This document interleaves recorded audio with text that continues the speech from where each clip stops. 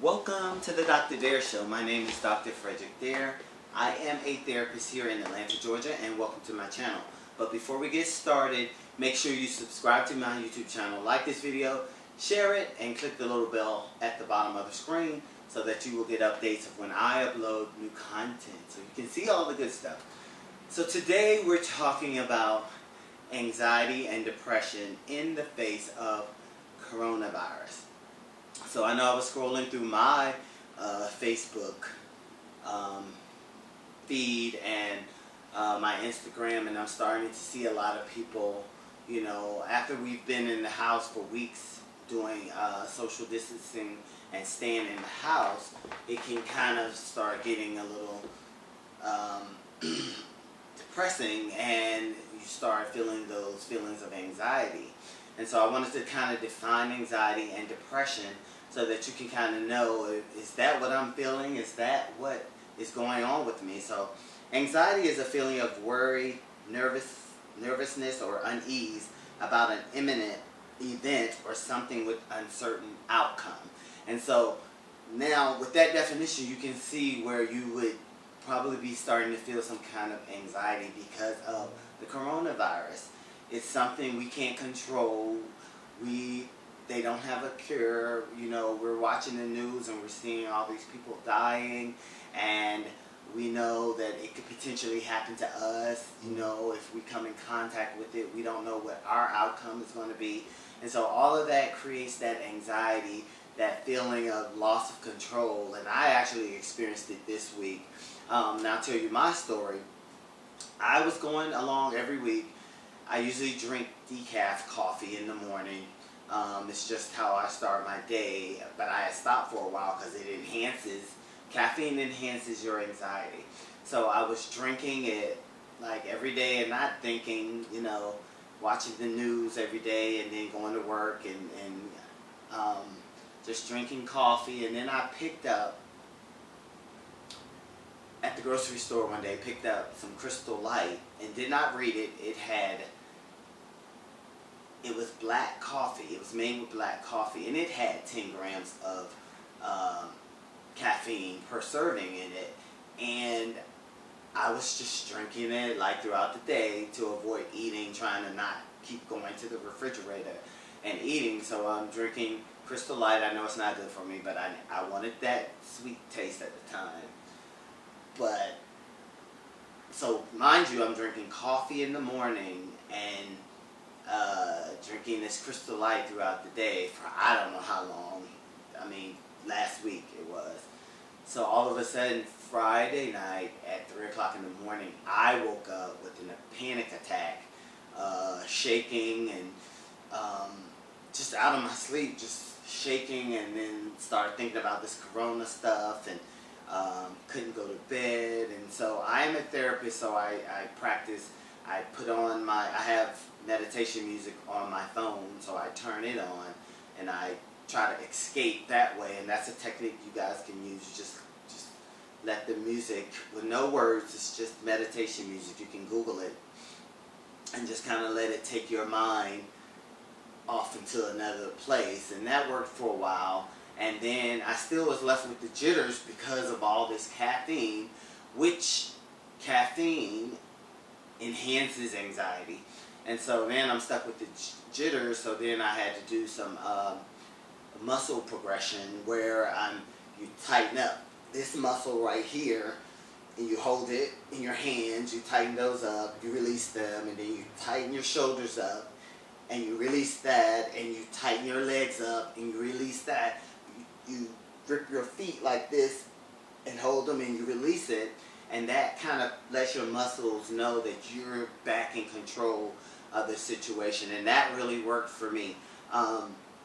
But then I was still left with the anxiety, and I really couldn't even pick up my phone. I know some people probably realized on one day they didn't see me on social media for that day, and that's why, because I could not, when I would pick up the phone to look at social media, it was just like, my body was like, no, I'm going to send you into this anxiety mode. And so I would put it down. But then the other people that suffer That's anxiety. So the other people that suffer depression, and I wanted to define that, that's a feeling of, feeling sad, having depressive moods, kind of low self-esteem, loss of energy, loss of appetite, difficult thinking, and trouble sleeping. And I think all of that can be brought on by anxiety as well, with everything that's going on. Like I said, you're watching TV, you're seeing all these people dying. You're having to give up the things that you love to do. You can't just, like me and some coworkers today, we're talking about the simple things of going to a restaurant and how we miss that. And we kept saying going out on our own little patio is not the same. And, all of these feelings are coming from, what we're going through. We have never been through this. We have never experienced this. I know I haven't. And I'm not going to tell you my age, but I'm old enough that I have never experienced this, so I don't know what to do. I feel like we're out of control. But you know what? That's okay. It is okay. But we have to, that's why we have to depend on each other. And we have to say, oh, well, Fred's doing it over there, and Sarah's doing it over there, and John's doing it over there, and they're all staying in their house, and they're all practicing social distancing. And that's where you have to become creative with your time and being in a small space for a long amount of time, And I have a few tips that I want to give. One thing that I did have to do, I actually called my therapist to schedule some time just to talk out what I just described to you guys, because I don't want to hold that in. And again, you're not alone with this. There's so many people that experience anxiety. Like I said, I looked on Facebook and I saw people just saying, my anxiety is really bad today. Please pray for me. I'm having a hard time. And it's okay. It's all the stuff that's going on. It's because we don't have any control of that. And we're not used to that. We're not used to it. And so you're not the only one that's feeling anxiety. You're not the only one that's feeling depression or any of the any negative mental health issues. You're not the only one going through that right now. So I just wanted to create a few tips to kind of give you some help during this time. We're going to make it through this. We have to, social distancing is the way. And I think there's a lesson in this, is that we all need each other. But we all need to start connecting with ourselves as well, and figure out what have we been doing with our lives thus far, and is it benefiting someone else, or are we just being selfish with who we are? My goal is always to do things that help other people. That's why I teach Zumba.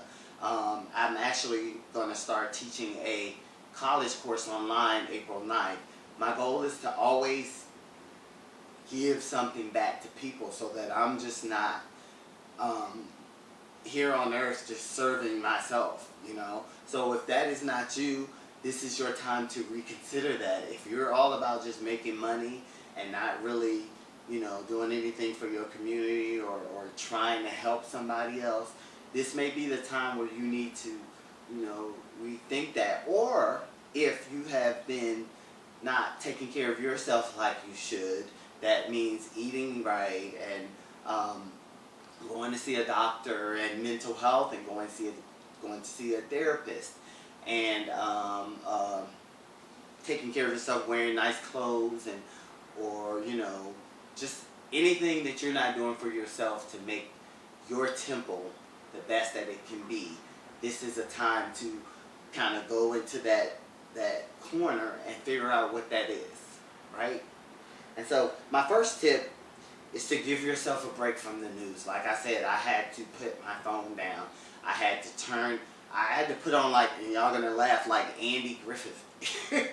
Because it was so simplistic back then. There was nothing to, watching that show, I don't have to think about the corona. I'm not gonna see that on TV.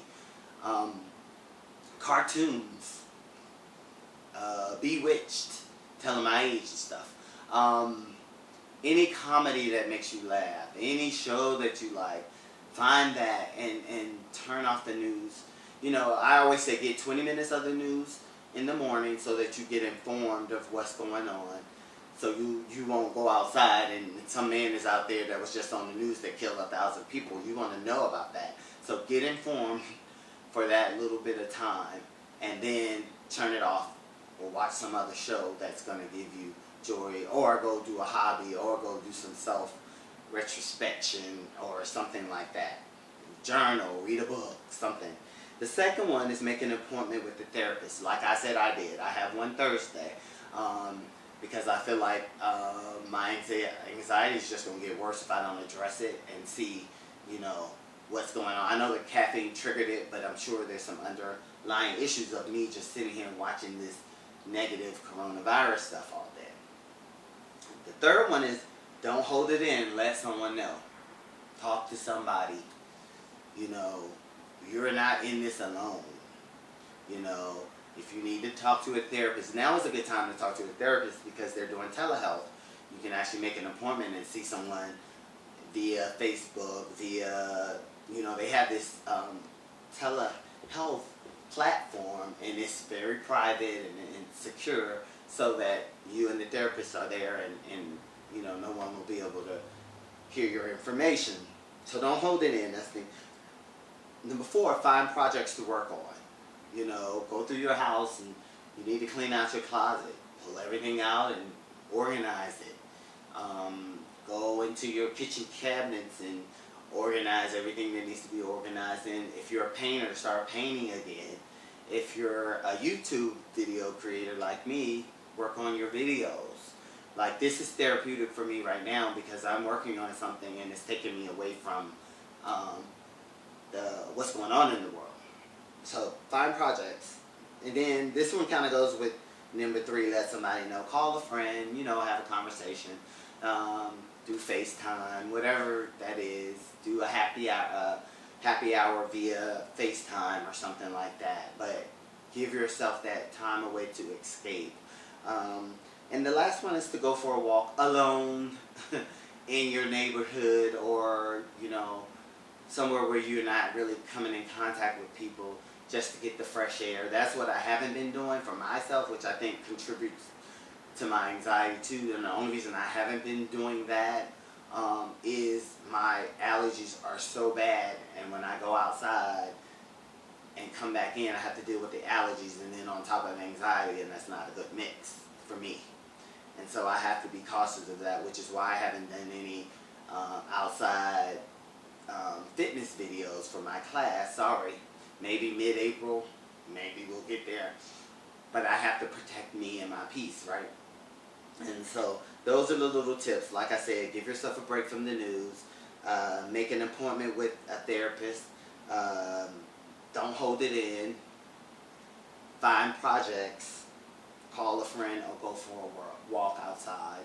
Or do a workout video inside. Those are my go-tos because I have a lot of videos that I could do workout too. So hopefully I didn't talk your heads off, but I just wanted to encourage you, please stay in. I know it's very hard. A friend of mine from Germany, and I was watching his post today, and I think somebody asked him, how is Germany's number so low? He said they stay inside. Just that simple. And so we have to stay in. It's hard. I know it's hard. Especially when you're used to being active. And I'm not that active, but I'm used to going to my Zumba classes, and I'm used to going out, hanging out with my friends, maybe a Saturday or Friday. But that broke the monotony of just sitting in the house all day.